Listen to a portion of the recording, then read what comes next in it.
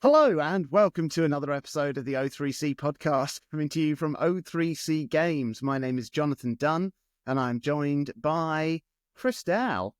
Enjoy the episode, please. And we are going around the world in 80 games.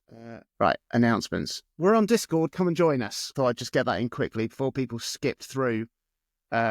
Skip ahead 30 seconds. If you're still here, o3c.games is our website and the Discord link is there. You can also check out the support page on our website to find a whole other bunch of ways to show your love and support to us. But come and chat to us on the Discord because that's also lovely. Goodbye. That's good. I like the little lilt at the end. Yeah. Oh, lilt. Remember lilt? I do. Yes. It's now not lilt, is it? Fanta, pineapple and grapefruit. Brackets lilt. Brackets lilt. Yeah. That's how they get you. It is, bastards. Remember opal fruits? Yeah. Starburst. Hey, Chris, it's the 1st of March. Jeez. The year is peddling away from us already, isn't it? It is, but it's pedaling towards warmer weather. That's nice. Fresh flowers budding out of the dewy earth. Today, as we record on the 21st of February, it's the first day of this calendar year I've not had the heating on. So it is certainly getting warmer. It's getting warmer. That's something. That's, yeah. Today is the first day of the year so far that haven't wept. That's it's not true.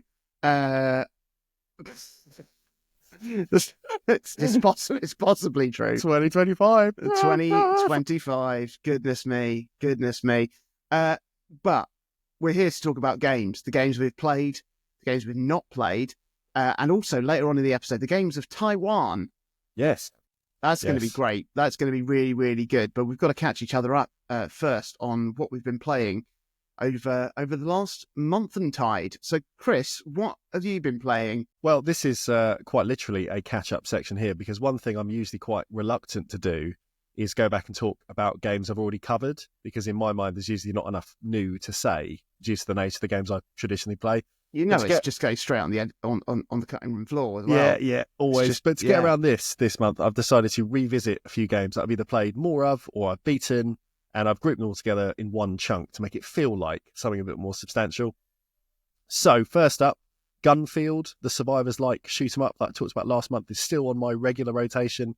I have a few endgame challenges left to beat that are very tough, but what I'm appreciating from this game is that unlike something like Vampire Survivors that basically got exponentially easier with every beat and run and every new thing you unlocked, Gunfield gets harder in a more traditional gamey way because it's asking you to beat runs without passive upgrades or without taking damage and things like that.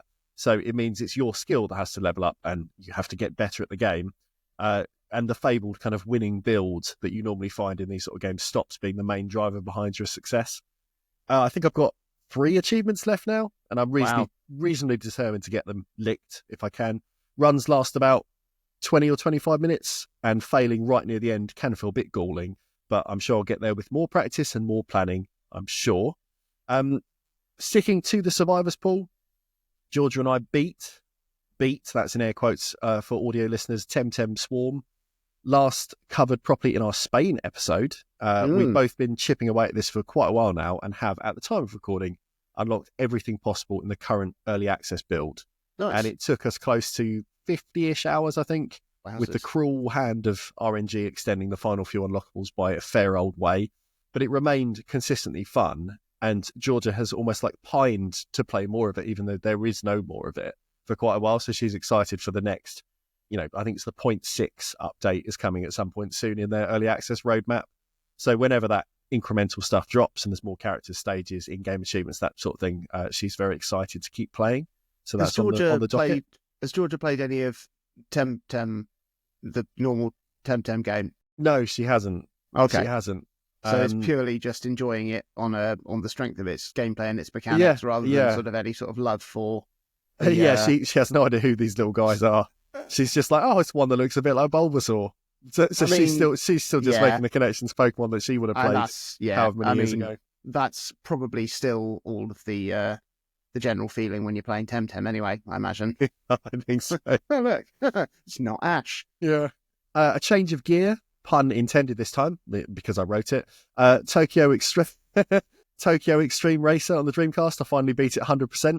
This is a game I've played on and off via emulation for what feels like quite literally years at this point, and my save had been left dormant with about 4 or 5 rival cars left to beat. And with my chosen machine, my sort of souped up car, I just couldn't beat the last few races for ages because they took real skill and cunning beyond just having an engine that was faster. Because most of the late game races are technically quicker than you on like a long highway straight. So it becomes a game of like working the corners and passing all the NPC traffic intelligently to get ahead, and then racing almost exclusively watching the rearview mirror to stop them having a chance to pass you. And it's really fun. You know, it took quite a while to do the last few, but I really enjoyed it. The original Dreamcast release is definitely limited, but it sets out to do one thing and it does it really well, which I still enjoy in modern games, to be honest. The stuff I enjoy most is kind of, you know, that easy pick up and play type thing. Whilst talking about this series, developer Genki recently shadow dropped a 2025 reboot of the game on Steam in early access out of almost nowhere, and it's really excellent. I've played quite a bit of that as well.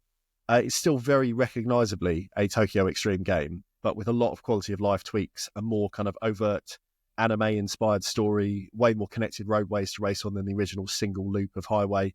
And it basically takes every area of what was good about the very first game that I've been playing, doesn't sacrifice anything from kind of the core of that, but just tweaks all the bits that make it feel a bit more modern and a bit more accessible. And I'm just having a nice time. Like, I'm about 5 hours in at this point. I've paused for now because I'm keen for the game to get to a point of being finished before going whole hog, because at the moment it's almost got like a hard stop halfway through the campaign if you were going to just play it flat out. And I think that would annoy me if I became really invested in it and then was told, yeah, 6 months it'll be done. So I've kind of used this almost like a demo to say, oh, when it's out, can't wait to blast through it. But I'm just going to park that for the minute. Oh, another little pun. Sorry. Disney Speedstorm, the game I played pretty obsessively through November, December and January, has remained on the daily playlist for another month. However, been able to add this to... Start again. However, I've been able to add this Infinite Live Service game to my completed games list on a technicality because the game has a finishable achievement list on Steam or PlayStation or Xbox, wherever you pick it up. So I have finished it, even though you can't really finish a game that just it's constantly adding stuff. So everything I said about the game last month still very much applies. Don't want to give it too much air. Racing game, good. Monetization model, bad. You know, split the difference as it affects you or doesn't. Finally, for this little roundup section, start again. I can't talk today. Have you noticed that? Yes. Finally, for this little roundup section, I want to go way back to January of 2023 when we were balls deep in a Playdate Season 1. Because at some point, Hyper Meteor, the binary colour-based kind of asteroids-inspired shooter that was in Season 1, it got ported to PC. And I picked it up in a semi-recent sale, I think maybe the Christmas sale. Whilst I appreciated the design of the game at the time on the handheld, I always struggled with the control scheme because I found that using the crank to choose your direction of boost never felt particularly comfortable for me. It was serviceable, it worked, but it just wasn't quite as precise as I wanted for a high-score game like this. But fast forward to its big screen release, and suddenly it all makes way more sense because you've got direct control with the analog stick, then you boost forwards using a face button, asteroid style, and that's it. It's still essentially a two-tone game, seeing as the mission is always to collide the weak points of enemies that are light in colour whilst avoiding the parts that are dark, so it has to kind of maintain that sort of aesthetic. But there's now a nice suite of palette unlockables as you go through. There's some expanded game modes, there's online leaderboards, just lots of general tweaks that make a game designed for a tiny black and white screen still make sense when played on a 65-inch TV. You know, the port, I think, has really elevated a game that I didn't mind on the Playdate to a game I really like on the Steam Deck.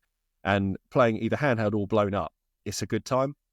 There's not a massive precedent for Playdate games being brought to other machines, even now, like quite a few years after the Playdate's release.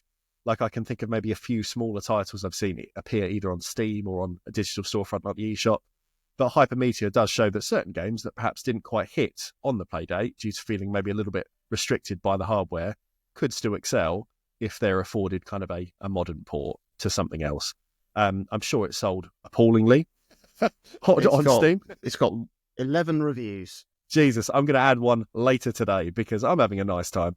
But that's quite depressing because I think it is at its core, a really good game. Mm. With Hypermeteor, there's a Steam sale coming in about 2 weeks from when this episode goes out. So put it on your wish list, pick it up for £2 and have a really nice time. Pretend you're playing the Playdate. Pretend your controller's a big old crank and just, while away the hours. It says it's got a 2-player co-op on it. It does. I tried that with our good shared friend Gene the other day. When he was how down. Was that? I enjoyed it, but it's far more chaotic, which I guess is the point, because you're kind of both boosting for the same things. And unless you're communicating, it can be very easy to think you're going to hit safety. The other person clears that bit of safety, and then you just blast into an enemy. So it takes more consideration. But, it's nice that there's an additional thing there, something a little bit different. How about you, Jonathan Dunn? How have you spent the first chunk of this last month? Well, I don't want to get too downbeat. But I do want to talk about depression. And certainly its effects on gaming, because that has been me for the last few weeks. But basically, since I finished Xenoblade Chronicles 3, which I didn't realise sort of quite how much emotional heavy lifting it was doing for me through December and January. Yeah. But that deep escapism was just perfect, just for giving me a bit of momentum and inspiration to get out of bed and distract myself. I did play the DLC after wrapping my time with the main game, which gave me another 20 or so hours of play, and was wonderful. I really loved the new main characters, especially the lead character, Matthew, who has an accent that made him sound like a Hale End graduate. So that was nice. Good. And then, the game does a brilliant job of weaving the worlds of Xenoblade 1 and 2 together with the world of Xenoblade 3. So that was all just great. But yeah, coupled with, just a slow start to the year, general, just seasonal adverse shit. And then I absolutely had post-game blues, and I could not find a game to move on to next to try and fill that void left by Xenoblade. And that, coupled with my low mood, just got me stuck in a real choice paralysis situation. And people think, oh, you just need a game to cheer you up or a nice cozy game to lift your spirits. But obviously, depression is just it's the absence of emotion. It's the absence of motivation, the absence of, pretty much everything. January is always a bleak month. And I, like a lot of people, do struggle with my mood during the darker months of the year. The lack of sunshine does have a massive effect. But also just the whole concept of New Year just really fucks me off, because biologically speaking, when we get into winter, our bodies want to slow down, rest, sleep, take the pressure off. But socially speaking, we instead agree collectively to change time by moving the clocks back or forward an hour so that we can do more work. And then we put a huge amount of pressure on everyone to have New Year's resolutions to try and take on more stuff, try new things, rethinking your whole perspective on life and work, and that just sucks. Just a big load of butt balls. It's so counterintuitive. Yeah.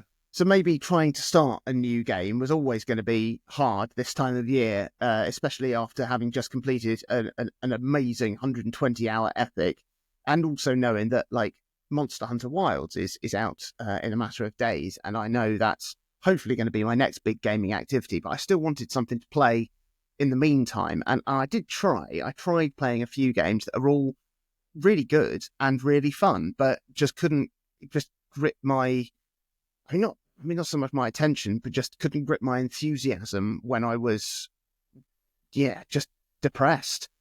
I played a bit of Donkey Kong Country Returns HD on the Switch, brilliant, but I was depressed, so I didn't play much of it. Tried starting No Man's Sky on Steam Deck, which is a beautiful, enormous, immersive game, tons of great systems, loads of things to intrigue and encourage exploration and creativity, but I was depressed, so I didn't play much of it. I made a start on playing a game called Nobody Saves the World, which is an indie game it's been on my list for a while. It's a Zelda-like with a sort of Wonder Boy-style transformation system in it. Really good. Looks great, plays beautifully, lots of variety and puzzles, great writing, but I was depressed, so I didn't play much of it. Yeah. I did decide to have a go at Disney Speedstorm on your Did that help? middling recommendation last month. As you said, though, it is a great kart racer, and if everything was unlocked in the game and I could play it as a full game for a single price of entry, then I'd have had a really great time. But yeah, the aggressive monetization, which you very accurately describe as predatory, was so unpleasant that I didn't even care that I was depressed. I just wasn't going to invest my time in it. Just move straight to anger. Next stage, move on. That was it. Just pure dismissal. Then I thought, actually, maybe then this was acceptance. I just needed to lean into just the mindlessness of depression and play a game that is just vapid and requires nothing to invest in. You can just tick off boxes. So I booted up Immortals Phoenix Rising, which is that Ubisoft open world game that just feels like an AI generated attempt at Breath of the Wild. Like, the writing is abysmal, the world design is trudge, the combat is fine, the quests and exploration are all fine, but even that didn't do the job. So instead, I've just put 200 hours into a little endless run and mobile game called Rodeo Stampede. Is it good? I'll tell you now. It's actually Rodeo Stampede Plus, which is the Apple Arcade version of the game with the microtransactions removed. Rodeo Stampede is absolutely not reinventing the wheel. The central gameplay revolves around trying to run as far as you can in various stampedes of wild animals, and then you can jump between animals using your lasso whilst you dodge to avoid obstacles and other animals and traps and things like that. You can then tame the animals to feature in your zoo that then generates money every time you open it. Then there are different locations and environments to explore with its own set of animals, including an underwater location for fishy fishes and marine life. Then there's a special space warp hole series of locations that just travels you through time to the land of the dinosaurs, or to Mount Olympus to catch mythical creatures, or shrink you down to run through a back garden and collect bugs. And then there's all kinds of variants of the different animals to catch and ride as well, which is the bit of the game I kind of like and have found addictive, because there's sort of like a monster catching aspect to it, because a variety of different rarities are represented throughout the variants as well. And then special variants will only unlock if you fulfill certain conditions first that are sort of hinted at through little cryptic loading screen pieces of text. And then in a lot of these variants, I mean, there are some sort of normal variants of an animal, like the gorilla will have like a silverback gorilla or whatever. But then there's some really silly animals to find as well, which always have just a lovely punny name. And like you'll spot these animals like running in the stampede, and I'll be like, well, that's something dressed. That's an animal dressed up as something. So see if I can work out what the pun is before I catch it. Yeah. So things like, oh, here's a toucan flying with 3 heads. Ah, that's probably a 3-can, I imagine. Or an ostrich dressed up in a suit and tie with a briefcase is clearly a bostrich. I'm so bad at this sort of punny humour, but this bodes well because I've got some lined up for you to try and guess. Oh, brilliant! Okay, right. Head in gear. Okay, gorilla with a magic hammer. Gorilla with a magic hammer. Honestly, who has a magic hammer? A magic hammer. A carpenter. That's just going to be long, isn't it? Okay, that's Thorilla. Ah, okay. Thorilla, that makes more sense. All right. It? Yes. Okay, right. Then a carpenter. Jesus. Crocodile with a magnifying glass. Crocodile. So, like Sherlock Holmes. Jesus. A detective crocodile. Investigator. Go on. Hit me with the third one. There's 4. Oh, Jesus. Sheep. Okay. Made of cheese. Cheese? Sheep. Cheese. Like the vegan stuff. Lamb and bear. I would never have got that, but I think cheese is acceptable. Was that it's yeah. What about a llama dressed as a former president of the United States? Llama. Barack Obama. Yes, well done. Oh, 1 out of 4. Yeah, it's not bad. It's not bad. There's some incredibly niche ones as well. Like there's a wombat with a checkered white and colourful pattern separated by black lines. That is a Womdrian. Jesus. Yeah. And a tiger dressed up as a xenomorph. Alien. Go on, give it to me. Jar Tiger, That's pretty good. isn't it? Isn't Like it? a lot of these are good as jokes and puns, but clearly Friday night my head is not able to pass this, at least in audio form. Maybe with a visual clue as well, it would help. But Maybe. Or just thick, Maybe not. Yeah, maybe just old. old and thick and slow. That's the one. That's the one.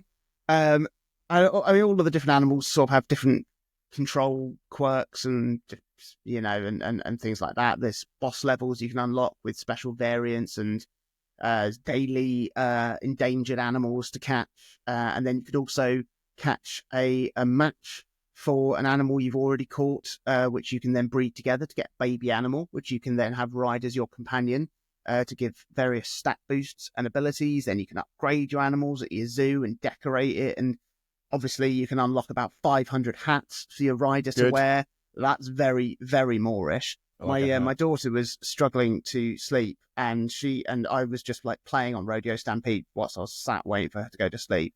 She couldn't sleep. She came over and went, "Daddy, can you show me all the hats?" So I went through, I unlocked about 100 of the 500 or whatever. But yeah, there's always something to do. It's very addictive. There's no microtransaction. There's sort of an energy timer system in it for some of the special levels, but you can just pay to refill it with your in-game coins, which you've always got tons of, so that sort of negates it. I did, just for the sake of interest, I did have a quick go at the free-to-play version of Rodeo Stampede, and like all free-to-play games, it's got horrifically aggressive monetization, microtransactions in it. It sort of frames full game unlock purchase to allow you to play unlimited missions without waiting on an energy timer. But then there's a million other things in there that, you can only just pay to unlock. It's just unpleasant, certainly for people like me that find that bombardment pretty stress and anxiety inducing. So I definitely can't really endorse the normal version of Rodeo Stampede unless you are the sort of gamer who is immune to those types of things. But the Apple Arcade version is a great little endless runner time sink. It's not entirely devoid of bugs, which are a bit annoying and hopefully will get ironed out fairly soon. They're not entirely game ruining, but yeah, there's loads of scope for adding more content too in the future. It's done a job, which is allow my brain time off just to rest rather than dwell, to slowly sort of get back to something like normality, whilst also waiting for the days just to get a little bit longer, a little bit brighter. So yeah, Rodeo Stampede Plus, it's done a job. Well, it's better than depression. I'm sorry it's been a rough chunk. To help you out, potentially, Xenoblade Chronicles X releases in about 2 or 3 weeks. I know. And so now I'm worried that I'm not going to be able to juggle that with Monster Hunter Wilds. Well, I suppose it just means if Monster Hunter Wilds, for whatever reason, is not doing the trick, there is an alternative to try. That is true. Or vice versa. If you were to pick up one before the other, you potentially got another big thing to have a go at. So, yeah, I know you'll get to it at some point now that you are the big Xenoblade convert, but equally, you might need a few months off after mainlining 3 as obsessively as you did. Would you like to know what I have spent a lot of time playing on recently?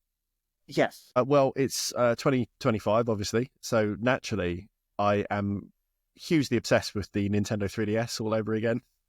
You never stopped. I never stopped, but I never stopped. It's brilliant. It is brilliant, but the machine has basically been sat dormant in its little kind of sarcophagus hard case for a year or so. Because when we both bought our 3DS XLs before, got all excited for a few months, it then kind of just got put to one side and I'd pick it up occasionally, but it's been a while. I think because we really went to town on it for the period we did. Like with anything, you kind of just drift off and you need a break sometimes. But recently I saw news of a new fan translation of a game that I will talk about a bit later, announced on Blue Sky. And that inspired me to dig out the console again, update my custom firmware, see what's what, and basically just to spend more time with what I would describe as the last console to carry any personality whatsoever. And that's why I love it so much. Like, firstly, I can't remember if... what have I put here? Hang on. Okay, right. Firstly, I can't remember if I've ever been this specific when we've talked about the 3DS before, but if you own a 3DS, that's an old style, new style, XL, 2D, whatever, dust it off, charge it up, go to 3ds.hacks.guide online and open your world to joy, because the machine is completely dead in every aspect it could be via Nintendo. The eShop's closed, Nintendo don't care, you can't buy games anywhere anymore, but I care, and so I implore everyone to walk through the steps on the web. It's really simple to turn this into your favourite handheld all over again. Just blow it wide open. It's really easy to hack, and homebrew is great. But the machine itself, beyond all that, the interface and the UI of the 3DS is, especially when viewed next to the Switch, just achingly good. Yeah. Like, ignoring the stereoscopic 3D stuff, which I fucking loved, I know you loved as well, but I appreciate can be an acquired taste for some people. Just the machine itself is still such a joy to hold and to look at and engage with. It's not the quickest, it's not the snappiest. When the store was online, it was never like a deluxe race car experience either. But it's captivating in a way that no modern machine, save maybe the Playdate, is, because the music and the sound effects and the customizable themes, of which there are now millions online, freely accessible with a homebrew app titled Anemone, if you want to do a bit more digging.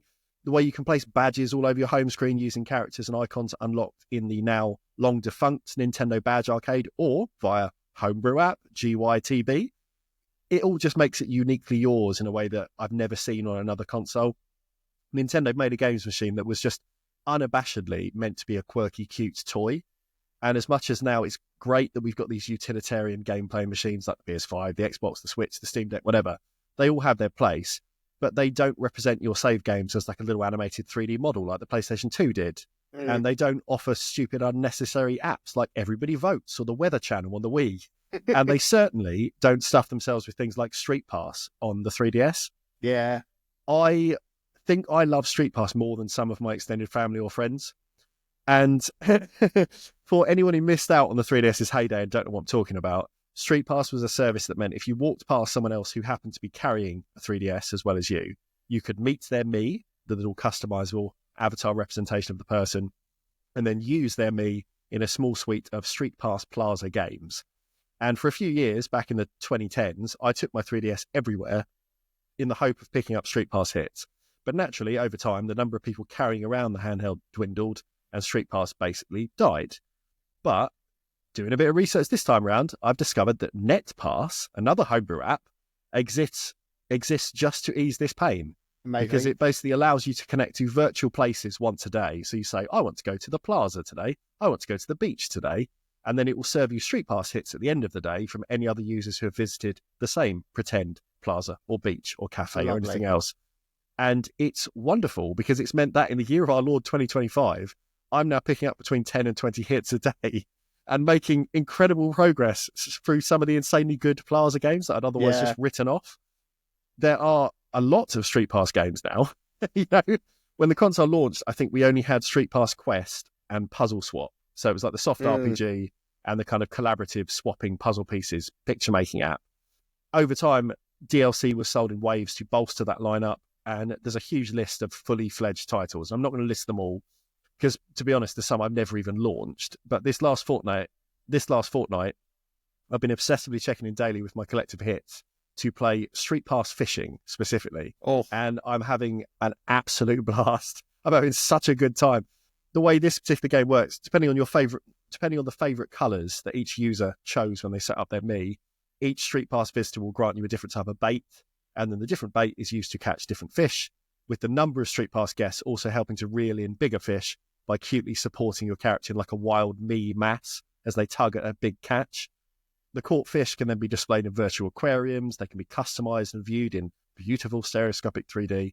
There are well over 100 insanely well-modeled and textured fish to catch. Just lovely. So much work has gone in for quite literally no reason. There's different rods to unlock and upgrade. There's in-game achievements to unlock that grant you Street Pass tickets that can then be used to unlock hats and outfits for your Mii. Like, it's just a properly engrossing little game. And this is just one of 14 available to play each and every time your console links with another if you want to. Who's to say if NetPass is going to sustain my completing any of these? Because, again, if people stop using it, it stops working. But I've just loved the thrill of, again, seeing the little green LED flash at the top of my console, seeing a handful of international visitors meet me at the Street Pass Plaza gates, and then taking a little wistful trip with them along the road and then out to sea.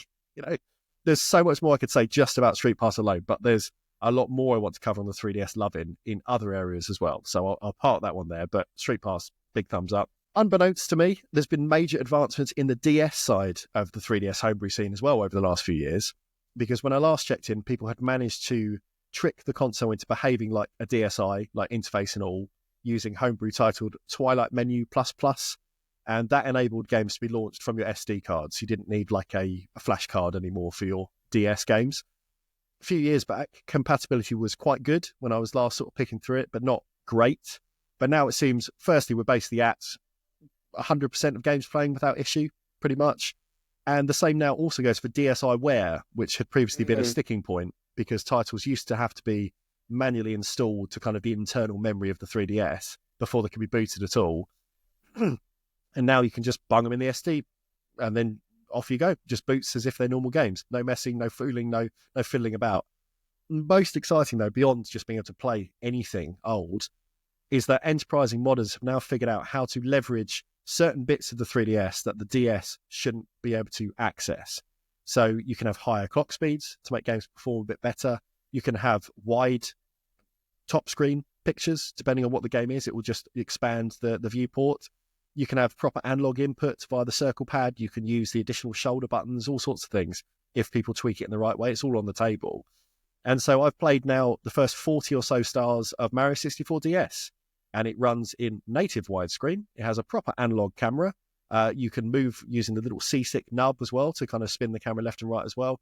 It's bananas. You know, upscaling a DS game via emulation on a PC or a console is child's play. But making it work here is witchcraft because it's not supposed to work. It shouldn't be allowed to do that. The hardware was not built to do it, and yet they figured it out. I know I have lots of other ways to play Mario 64, including a full stereoscopic 3D 60 frames per second port on the 3DS. But there's something very exciting about making a game like 64 DS, which was, different enough to be worth experiencing. Yeah. And was always kind of perpetually hamstrung by needing you to play either with a D-pad or the touchscreen approximation of an analog stick. Here it just works. It's a proper game now. Brilliant. And setup for mods like this are a bit more involved than some of the other homebrew I've mentioned today. But if people are interested in playing things like this, or Ridge Racer DS with analog steering, or Star Fox Command with better presentation and better controls, if you send me a message on our Discord, I will gladly help you out, because it's something I think people should experience if they can. Lastly, on my 3DS Odyssey, the game that kicks this whole recent venture off is a visual novel that recently received a long-awaited fan translation. The game is called Time Travelers. It was developed by Level 5 of Fantasy Life and Professor Layton fame, and it was produced by Jiro Ishii, who previously helmed Crystal favourite 9 Hours, 9 Persons, 9 Doors. So that was my real sort of, the thing that inspired me to do this in the first place. Its easiest genre point would be visual novel, but I think that's way too reductive for what this game is trying to do. So the game starts with you observing a time travel experiment gone wrong, kind of like a large Hadron Collider style subatomic experiment rather than a tropey sci-fi guy goes in a booth to get warped back in time. It's a bit more grounded in reality. But very quickly it opens out to multiple characters and their own splintered timelines. And what makes this far more interesting to me than a standard read-along visual novel is that, firstly, the visuals are completely rendered in 3D, fully animated, fully voiced, making it feel really cinematic even on this teensy tiny 3DS screen.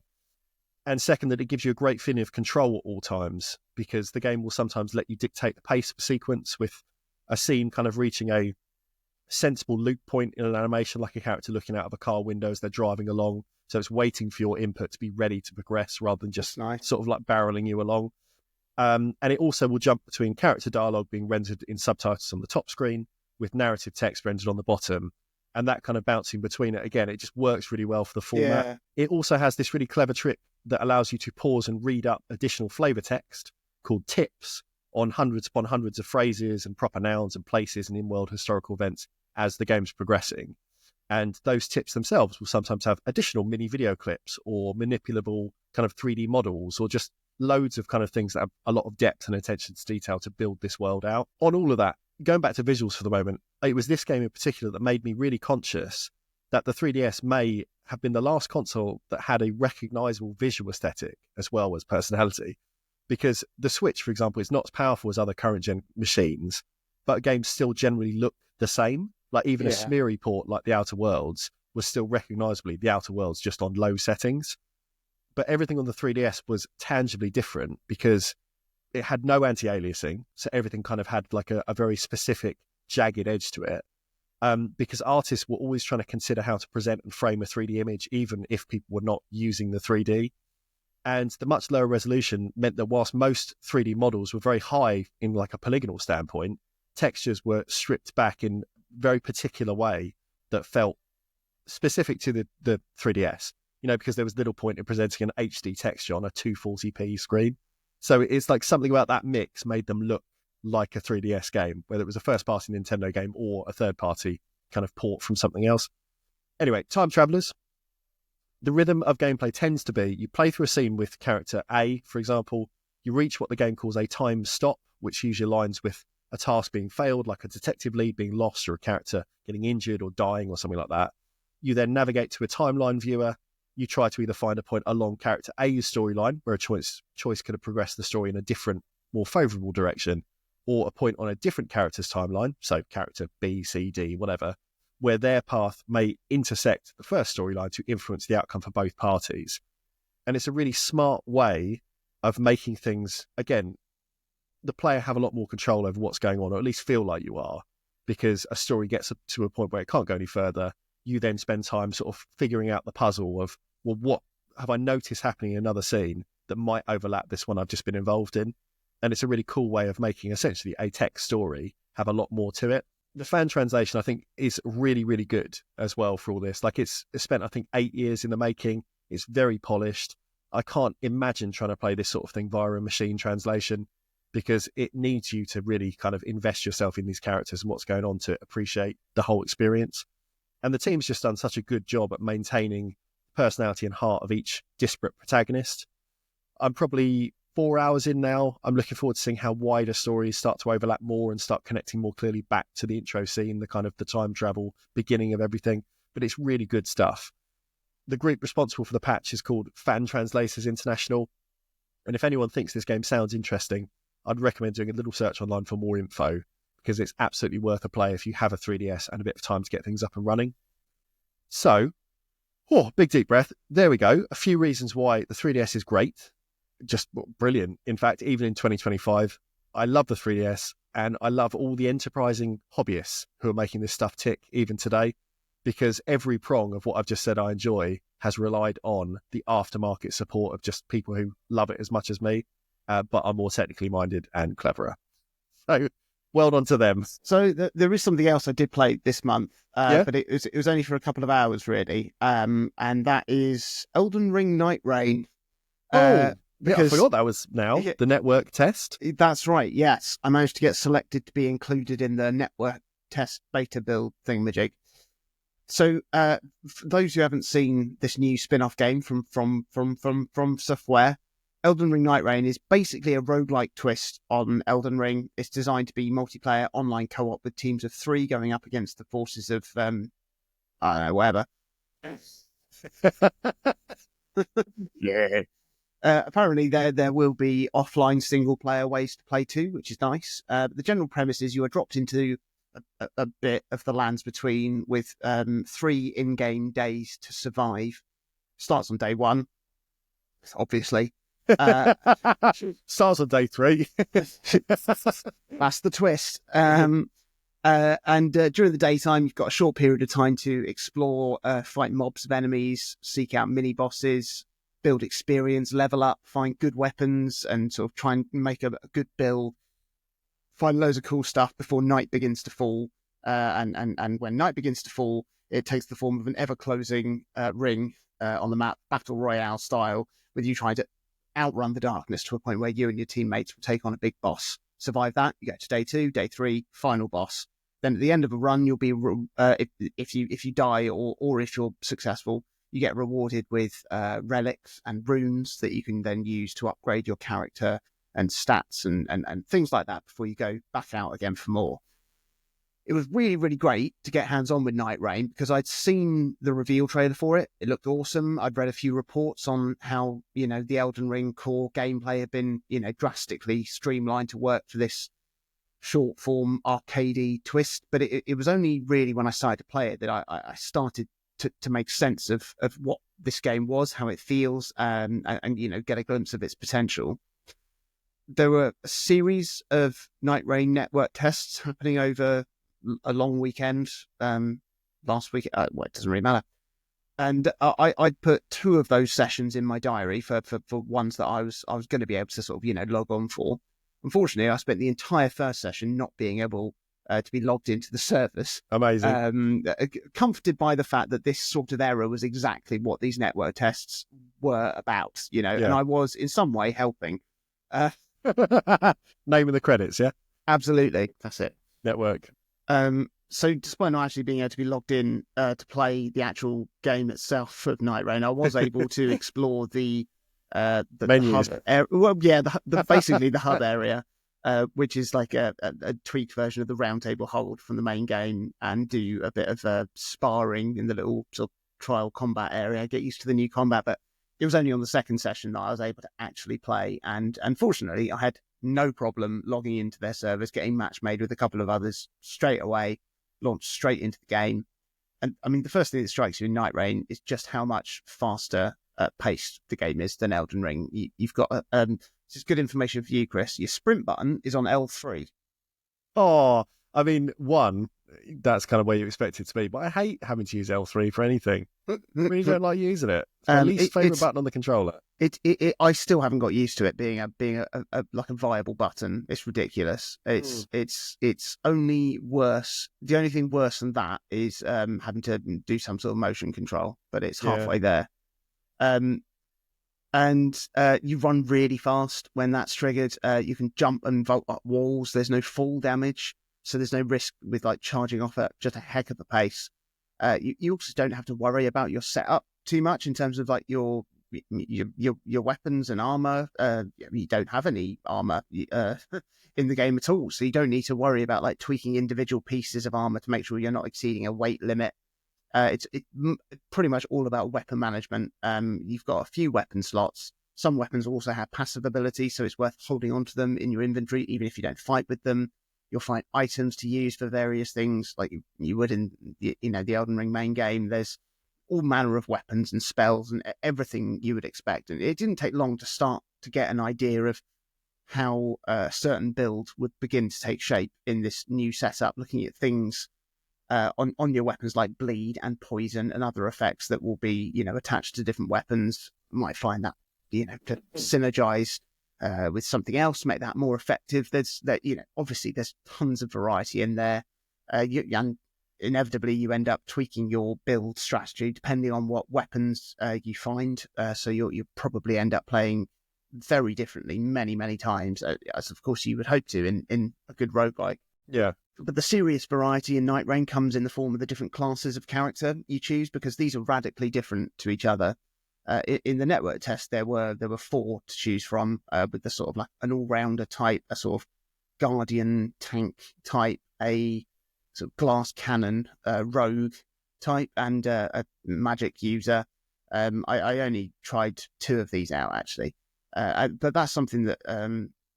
but what comes with them is something that's like very new for Nightreign, which is special abilities for these characters that are on cooldown timers, like you would expect in like an action RPG, like in Diablo or something like that. Each character has like a main one that can be used fairly frequently, and then like an ultimate one that needs to be sort of charged up.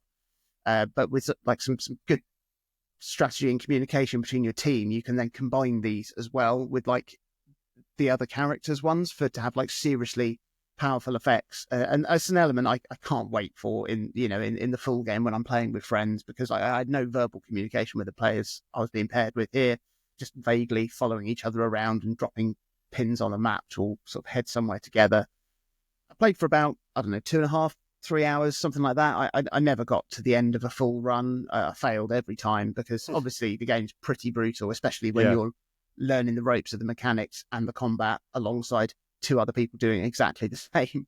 There's some stuff I only twigged on like right near the end of my time testing the game out, like ways to increase your health flask charges, which I just never found on my other runs, which would have made a very, very big difference.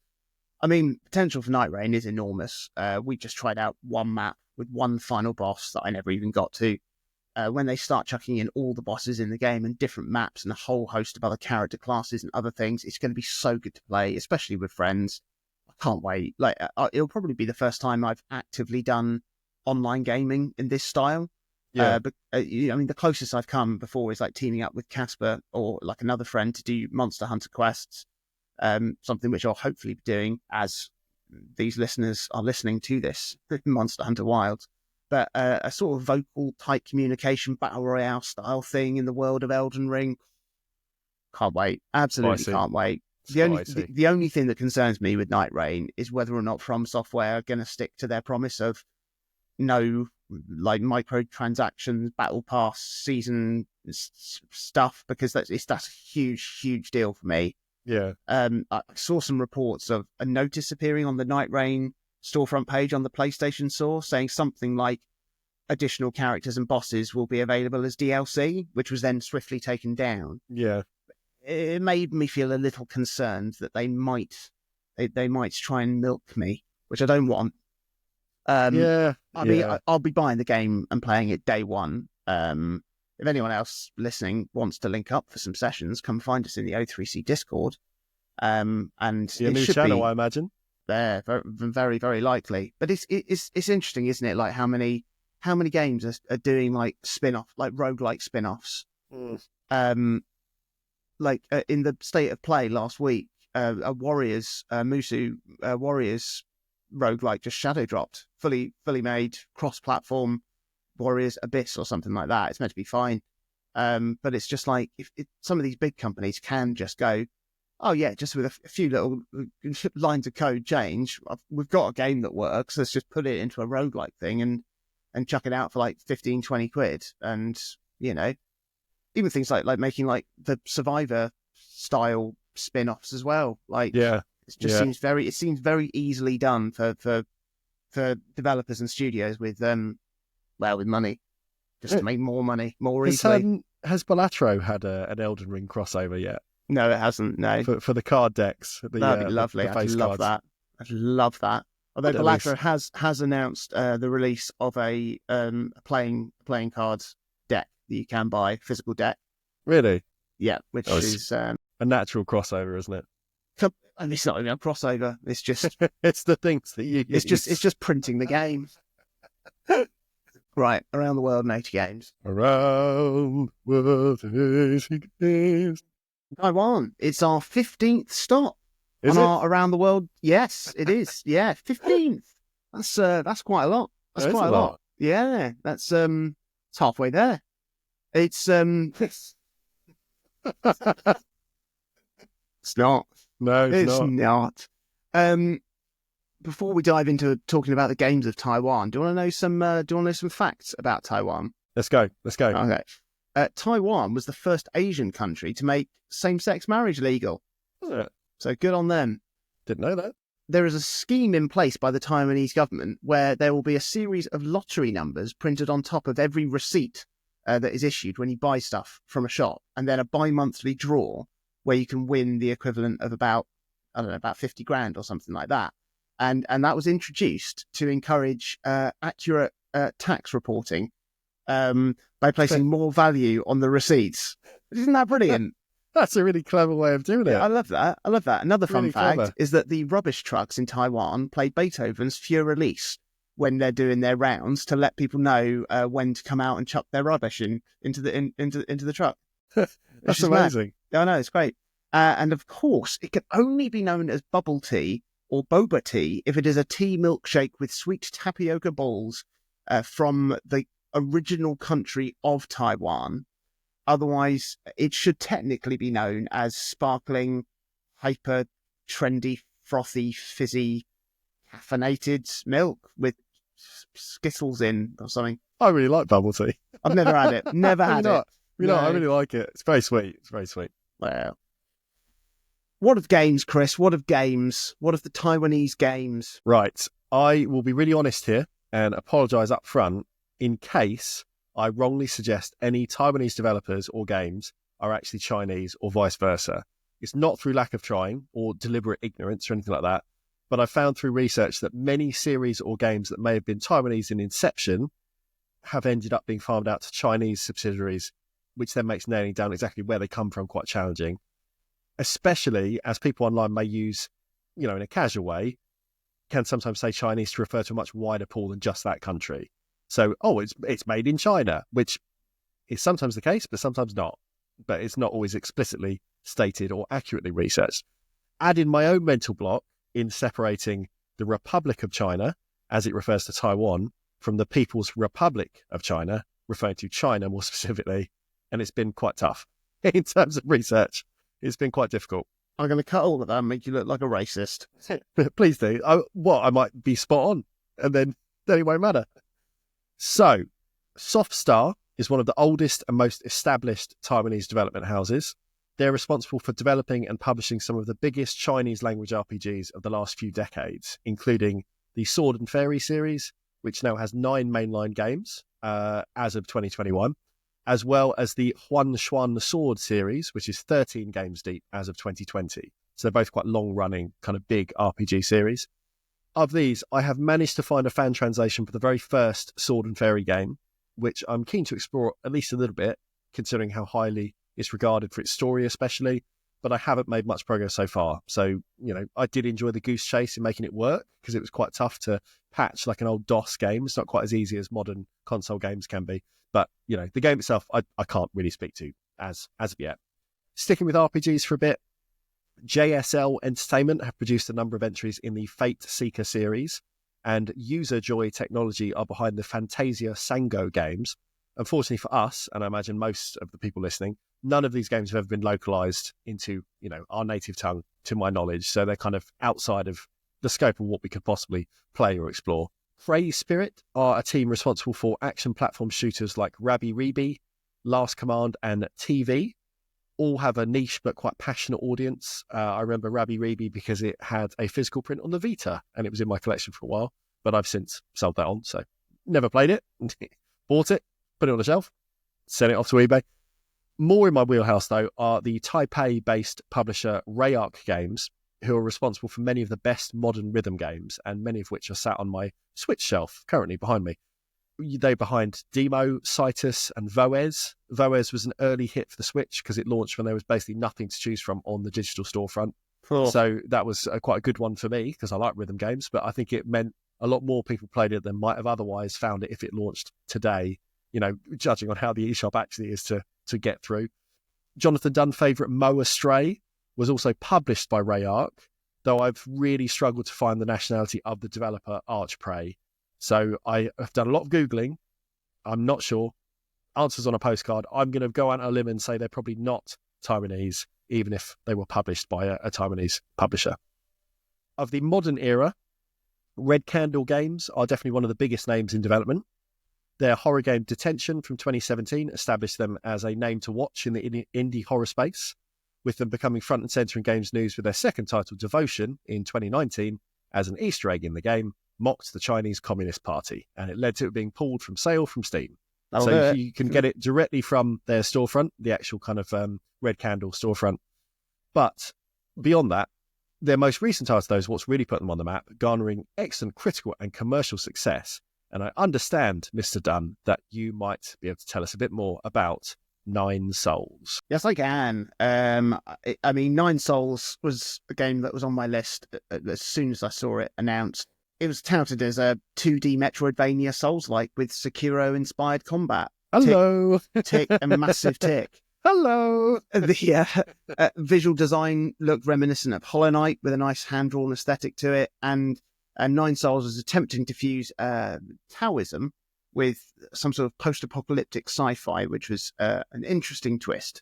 I'm going to start with a disclaimer, and it's not the first time I've issued this. Nine Souls isn't as good as Eterna Noctis, because no Metroidvania is. It's also not as good as Hollow Knight.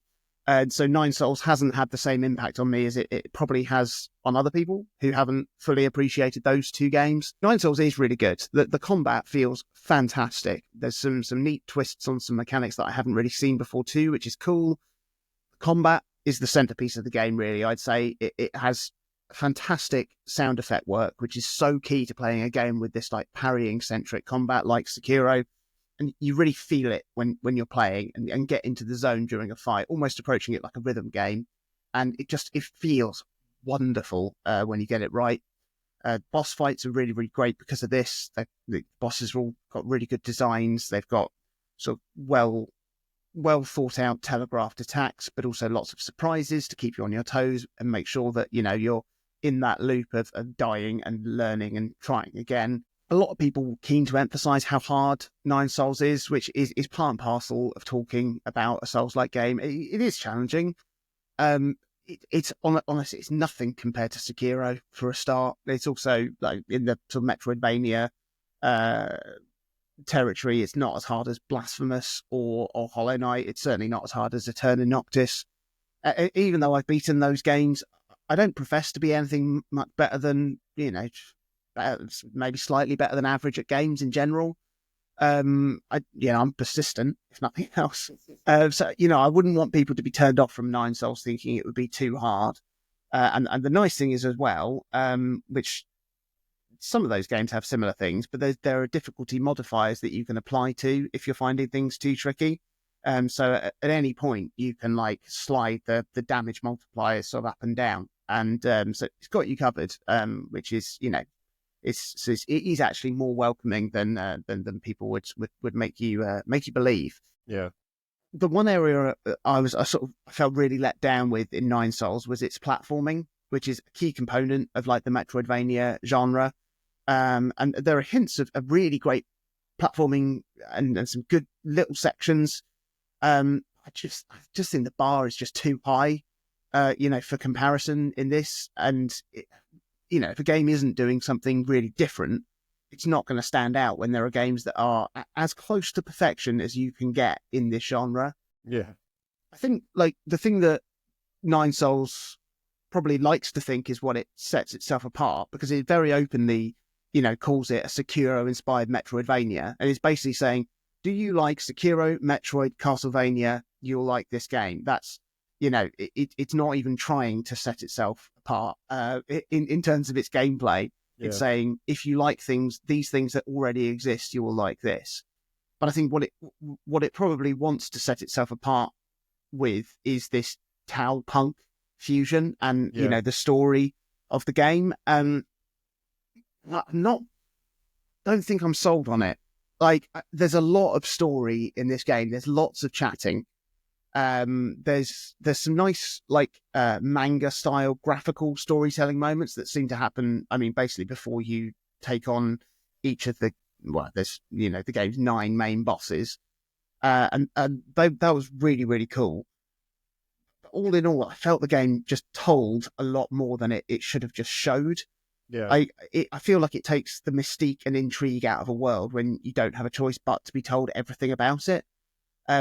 It's like I don't know. It feels like it's working too hard to make this sort of Tao-punk idea work when, those two concepts are very far apart to sort of mesh nicely. It's similar to how I feel about like the general design of the Horizon games. Yeah. It's like, imagine an ancient wilderness tribe, but all the animals are robots. I think Nine Souls doesn't need to try so hard. I think it would have been more successful if a lot of the events in the game and aspects of the game's lore were just left up to interpretation. It's interesting, though, because like Taoism and Buddhism, they're like, the main sort of central religions in Taiwan, or sort of a fusion between the two. And obviously I'm experiencing this game through the prism of localization, which means I don't get as an authentic feel as I would like to as to this game's representation of this aspect of Taiwanese culture. So I'm not, it's something that I think has, I don't know. Yeah, I think I'm just trying to, I don't want to sort of be too down on it, because it's possible, again, that I played this game after having played 120 hours of Xenoblade Chronicles 3, which is got a lot of dialogue in it and a lot of lore and a lot of story and all of that. And maybe I just wanted something that could just tick the Metroidvania action side of things. So maybe, if I revisit this game, I might appreciate and enjoy the story and the lore, more. All in all, Nine Souls is a really good Metroidvania. It's got some of the best combat I've experienced in a 2D action game. It's just let down by the fact that it's not as good as some other games. The old classic. Yeah. The old classic. The Metroidvania classic. There's too many of them. I mean, they can't all be bangers, can they? Having said that, it's rumoured to be next week we should be getting our first gameplay look at the sequel to Eterna Noctis. So I'm very excited for that. And any day now, Hollow Knight Silksong will be released, I'm sure. Shadow dropped tonight. What did you play? If you were at the very cutting edge, bearing in mind Nine Souls is a very contemporary game, for my time in his adventure, I've gone right back to the 90s, to a sort of Wild West time for publishing. Because back then, to release games for a home console like the Mega Drive or the SNES, you'd need to have worked out licensing and manufacturing deals with Sega or Nintendo as the platform holders. And in some regions, market penetration of hardware itself just meant that pushing for that sort of official agreement wasn't really worth it for a lot of teams and companies. So the Mega Drive, for example, it was sold in Taiwan and China, but in both countries, official sales were totally eclipsed by clone consoles like fake Mega Drives that were reverse engineered from official tech to allow regional manufacturers to sell a comparable experience at a greater profit. And that's kind of how it worked in a lot of countries. Very similar in Russia and lots of Europe as well. It's just how things evolved as these consoles were getting bigger. That meant the games would often release that, while ostensibly a proper Mega Drive title, say, would not carry any Sega branding and would have a near zero chance of ever being localized for other regions. And in addition to that, would be of variable quality, owing to them having never been through hardware quality assurance that Sega would have provided. By quality here, I'm not talking strictly about, critically debatable, was it good or bad, but rather, will it work? Do I need to be concerned that this could damage my machine? Because back with the Nintendo Gold stamp of quality that they used to put on all their games, that didn't mean every game was a banger to play, but it did mean that every game could be finished and would run on stock hardware. Yeah. That's basically what that sticker was saying. So there's a lot of games unique to Taiwan from this period then that we just never got anywhere else. Developers can be very hard to pinpoint, as games were often credited to shell companies or aliases and things like that. But through research, I'm reasonably confident the things I've been playing do come from the country, I think, probably.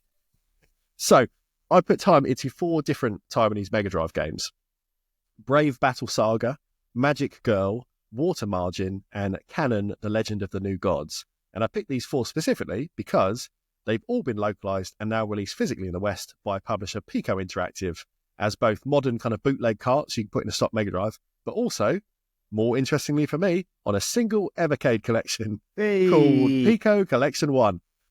Pico are a brand that basically hoovers up old licenses for unknown or unloved sort of games from around the world that have had their licenses expire, and then they will often re-release the games on physical media for dead hardware. So they sell Mega Drive games, SNES games, N64 games, stuff like that, or for release on digital platforms like Steam or to brands like Evercade. Their first Evercade cart was a mixed bag in terms of quality of game, but I thought it was really interesting that 4 of, I think, the 20 games on that cartridge were from Taiwan, and they were games that we'd never had in this country officially before that point. So they ended up being kind of real standouts just because they were different. So Brave Battle Saga first, developed by Xuanpu Technologies. This is a relatively traditional exploratory turn-based RPG, as you kind of expect from a lot of RPGs of the 16-bit era. The majority of my time with this game actually predates the Evercade release, when I found a fan translation online. It was reasonably tough to find. It was before things were kind of quite as readily available as they are now. And these days, like I say, you can get it on Evercade cart. It's much, much easier to pick up. And you can even get it on Steam right now. I checked this morning. It's £2.50 in a current sale, and I'm sure it will be again in the future. But I would highly recommend, if people do want to try this one, whether that's on Steam or Evercade or anywhere else, do it with a Game FAQs guide in the background, because it's quite hard sometimes to pass what it's asking you to do in terms of like town busy work and puzzles before dungeons and stuff like that. Do you need to speak to certain characters with certain items, that sort of thing? It wasn't that clear when I was trying to make my way through before. When I played it as well, there was basically no resources online. So I did just get stuck because I was trying to watch along like a Let's Play video on YouTube. And I just thought, this isn't a fun way to play a game. So these days, I'm sure there's lots of easier avenues to give it a go, but it's, an average to decent mid-90s RPG. Magic Girl is the weakest game of this tetralogy by quite some distance. Developed by a team called Gamtech. This is an anime-inspired vertically scrolling shooter, but one that you could easily be mistaken for thinking was an NES title, given the game's horrible audiovisual presentation. It is really grubby. Nothing is communicated very well. It's got a total lack of feedback to explain once you've been hit or if you're even dealing damage to an enemy. The scrolling is really choppy, like an old DOS game. There's horrible sprite flicker. All in all, it's just not a very nice time. I really tried to find the fun with this one because I was trying to put myself in the mindset that, okay, this is a lower budget shooter. It was likely developed by a very small team with limited hardware access and know-how. But even comparing it to something as relatively lush and expansive, if frustrating, as Brave Battle Saga, which would have been made under very similar conditions, it's just not worth your time. It's really shit. The next game, Water Margin, big improvement. It's a side-scrolling brawler that plays closest to something like Golden Axe. It comes from a lovely, evocatively titled developer that goes by the name Never Ending Soft. And it's apparently loosely based on a famous Chinese novel of the same name. In its original release, it borrowed sprites and sounds quite liberally from a Capcom fighting game called Knights of the Round.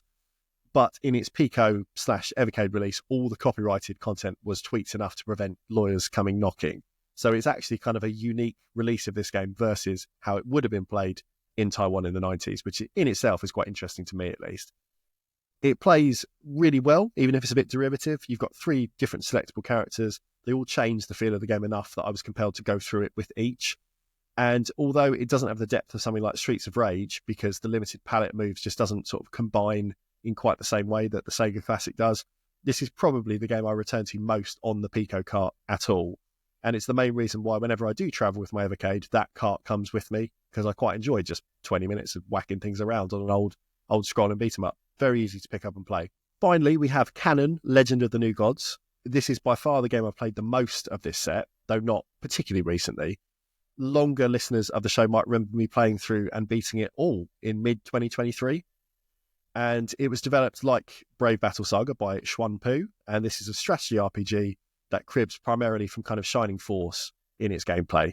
The story is based on Chinese folklore, but I found it largely incomprehensible across the 25 hours it took to beat, because there are lengthy dialogue scenes between almost all of the game's 36 battles, and the number of characters introduced means it can be really hard to follow.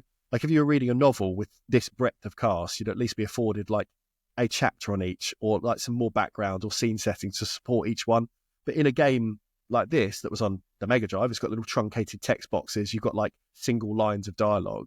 It can be very hard to remember who's who, what their motivations are at any given moment. Like it's really hard to follow. The sprite art is functional, bit nondescript, and there's no large-scale character portraits in like dialogue scenes either. So again, unless you're looking really closely and trying to figure out which pixel character is talking, it's quite tough. The localization is fine. It's very one voice, which I think, again, doesn't help. Like after beating the final boss, 2 characters that I had in my party since the very start of the game said something along the lines of, well, guess we should get back to heaven then. And I was genuinely shocked, as I was totally unaware they were even meant to be heavenly beings at all. And I'd read all the dialogue, I'd played the whole game. I hadn't slept through it, but at no point did I realize, that's where they came from. That's the backstory. So, it is what it is. The game itself is really strong though. The stages themselves vary in difficulty. They require some real strategic thinking, especially in kind of the latter kind of chunk of the game. You need to learn the strength of your attacks of all of your party, but also the enemies in the stage too, to know what's going to hit me, how far do their kind of area of effect actually like extend on the grid. And you need to really think about kind of where they're going to move next and sort of plot ahead. Some later encounters face you off against enemies that have huge health reserves and devastating attacks. And it's a fun challenge kind of organising your party in a kind of pattern across the field, just out of their range, to then know on your turn you're storming in with 15 characters at once to kind of do mega damage. And it's a good time, There's also some surprisingly effective set pieces dotted throughout the game as well that sort of betrays the game's humble, unlicensed Mega Drive roots. So there's a stage where you need to take down like a named enemy before a village is burnt to the ground, and the sort of stage is deforming in real time. There's a stage where your party is crossing a bridge as it's crumbling turn by turn. There's dungeons with multiple routes and kind of regenerating demon assailants that mean you have to constantly push your party forwards.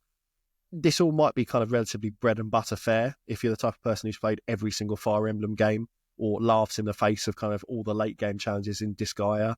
But I generally don't give RPGs of any flavour much time. So as a novice, I thought it was all really cool. So a little mini ranking of our 4 plucky upstarts from Taiwan. At the bottom, by far, is Magic Girl with a charitable 2 out of 10, if I'm being generous. Brave Battle Saga jumps up massively. Can have a 6 out of 10, for what it is. I enjoyed it, in part. Water Margin, I do come back to a lot to beat some people up. 7 out of 10. And Canon, by virtue of being the game that compelled me to play all the way through, can have an 8. It's a really interesting collection and a fascinating window into this period of 16-bit Taiwan development, because there's a lot of other games that fit into this kind of pool, but maybe just never had those English translations put on later, so they're kind of just out of reach. So, yeah, interesting country. There we go. Taiwan. Wow. From the old to the new and beyond. Maybe. And beyond. Maybe. And beyond. Where are we going next, Chris? We are going to a tab that I've closed. Hang on. We're going to Croatia. Hey! So how interesting. Croatia doesn't have the biggest pool of games, but there's some quite kind of high-profile releases. And I think between us, we'll be able to find some interesting stuff to cover and talk about there. I am very excited to play Doodle Jump again. The first one that sticks out. So there we go. Join there us we go. next. Those are the games of Taiwan. And next month, we're going to have the games of Croatia Hey. and whatever we've played in the next month. Hopefully, I'll be reporting back saying Monster Hunter Wilds is amazing. And Yes. Chris will say, oh, you know what? The Game Boy Advance version of Shark's Tale Racer is actually not bad. A hidden gem. Oh, you know what? I hate myself.